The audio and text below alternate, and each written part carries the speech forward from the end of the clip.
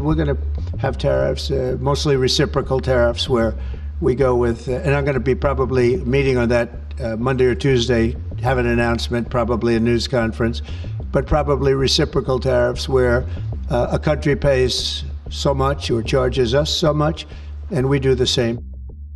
Donald Trump, as you heard there, says he plans to hit other trading partners with reciprocal tariffs as early as this week. This latest escalation comes just days after the president agreed to pause the 25% tariffs on Canadian goods for 30 days.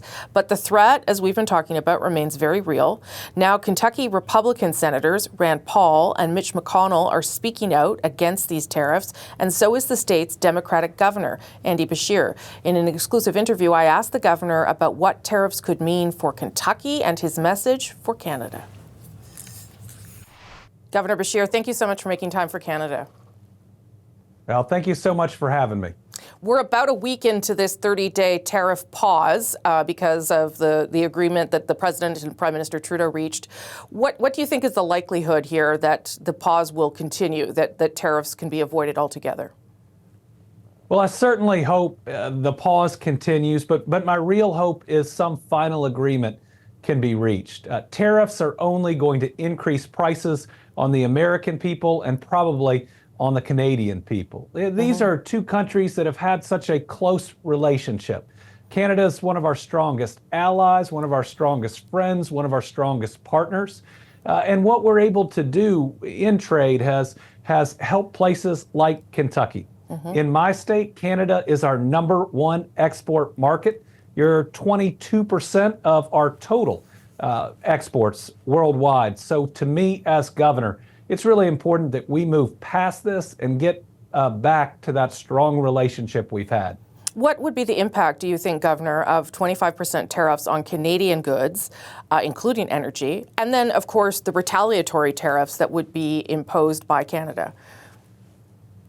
Well, the result would be that the American people would face higher prices. Listen, I believe Donald Trump is president because the last group of movable voters thought he would do more to ultimately lower prices and help them pay bills at the end of each month. But the president is focused on anything but lowering prices. He's been caught up in every culture war issue that he can find, and then is willing to put the American economy and the prices that the American people pay on the line for non-economic things that he's trying to negotiate. I think it's been reckless. I think it would harm a booming U.S. economy. And I think it unnecessarily harms a relationship with Canada that's been such a good relationship. You're a Democrat, of course, but Kentucky is a red state, and it voted for Trump last November. Trump ran on these tariffs. This was part of what he put out there. So how do you explain this disconnect, the fact that the people in the state, like President Trump, but they are going to be impacted by these tariffs? Is it that they didn't really understand what this would mean? Well, Trump put a lot of things out there. He talked about Hannibal Lecter and sharks and so many other things during his election. So I think it's a mistake to say he talked about one issue and that's why people voted. But I'll give you some numbers. 30 is the amount of points that Trump won Kentucky by. 95, that's the percentage of the world's bourbon is made in Kentucky. And 0 could be the number of bottles of bourbon on shelves in some Canadian liquor stores because of the president's actions and the response from Canada. But here's what I'd say. In Kentucky right now, we have both of our senators, Mitch McConnell and Rand Paul, speaking out against tariffs, saying they'll raise prices on the American people. The Democratic governor, that's me, is speaking out against tariffs. And so I do hope that the Canadian government, in its response, sees people who are trying to do right, stand up for the right things. And we don't want to deprive great bourbon from anybody around the world.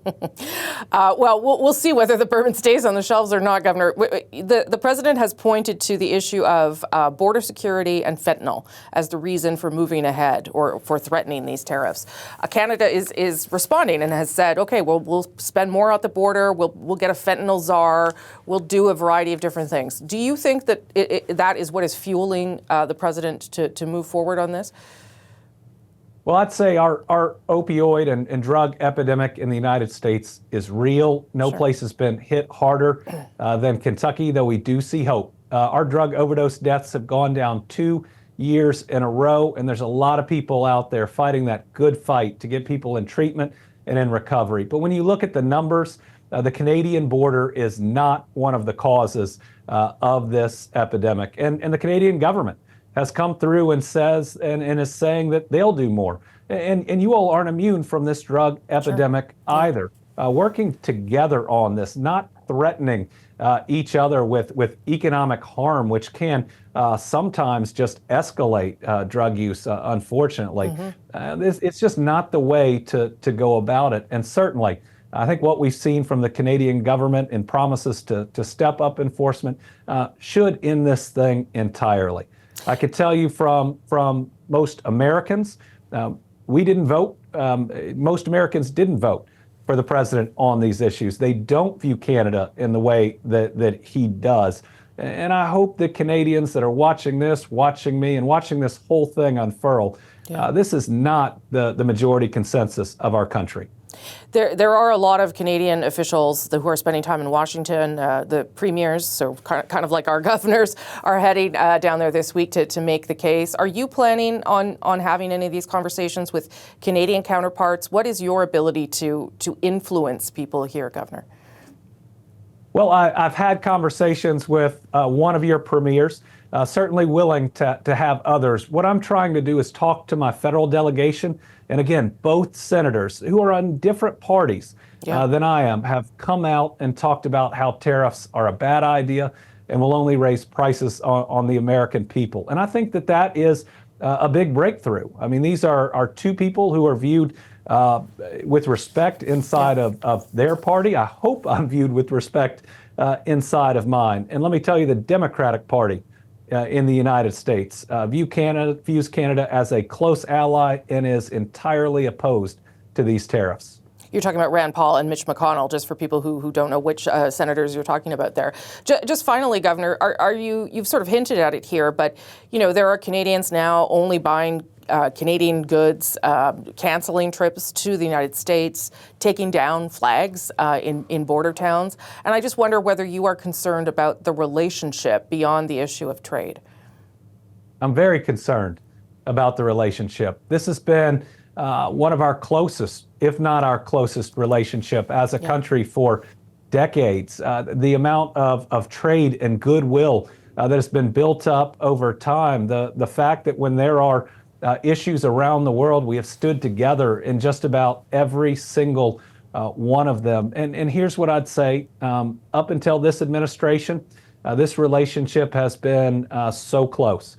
This administration can only last 4 years, and I hope backs off the brinksmanship with both of our economies that this administration seems to want to engage in. My hope is we can repair any damage that's been done, because I think that the United States and Canada are both stronger when we stand together. Governor Beshear, that message will be music to a lot of Canadians' ears. I appreciate you making the time for us today. Thank you, sir. Thank you very much.